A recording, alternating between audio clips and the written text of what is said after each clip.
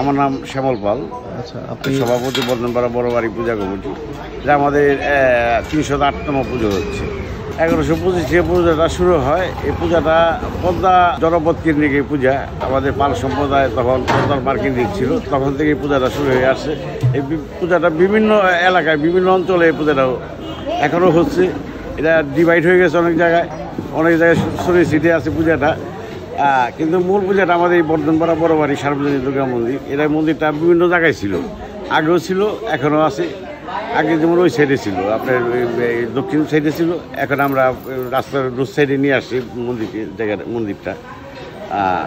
আমাদের পূর্বপুরুষ প্রায় এরা শুরু করছে পুজোটা।